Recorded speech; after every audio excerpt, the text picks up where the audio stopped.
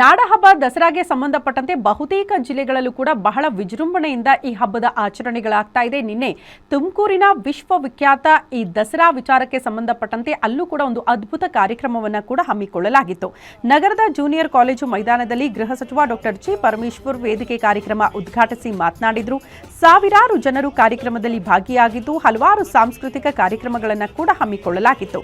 ಇದರಲ್ಲಿ main attraction ಅಂತ ಅಂದ್ರೆ ರವಿಚಂದ್ರನ್ ಹಾಗೂ ಮೋಹಕ ತಾರೆ ರಮ್ಯಾ ಇಬ್ಬರೂ ಕಾರ್ಯಕ್ರಮದಲ್ಲಿ ಭಾಗಿಯಾಗಿ ಹಾಡಿಗೆ ಸಖತ್ತಾಗಿ ಸ್ಟೆಪ್ಸ್ ಹಾಕಿದ್ದಾರೆ. ಇನ್ನು ಇದೇ ವೇಳೆ ನಟಿ ರಮ್ಯಾ ಮತ್ತೊಮ್ಮೆ ನಟಿಸೋ ಸುಳಿವನ್ನ ನೀಡಿದ್ದು ಅಭಿಮಾನಿಗಳಿಗೆ ಗುಡ್ ನ್ಯೂಸ್ ಕೊಟ್ಟಿದ್ದಾರೆ. ನನಗೆ ನಮ್ಮೆಲ್ಲರಿಗೂ ಕೂಡ ಒಂದು ರೀತಿಯಲ್ಲಿ ಯಾವತ್ತೂ ಸ್ಫೂರ್ತಿಯಾಗಿ ಅವರು ಇರ್ತಾರೆ.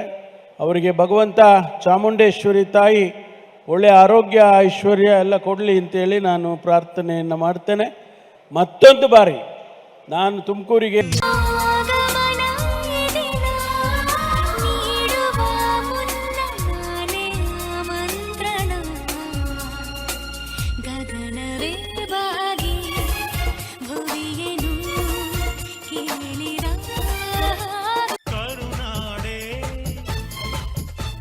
ಕೈ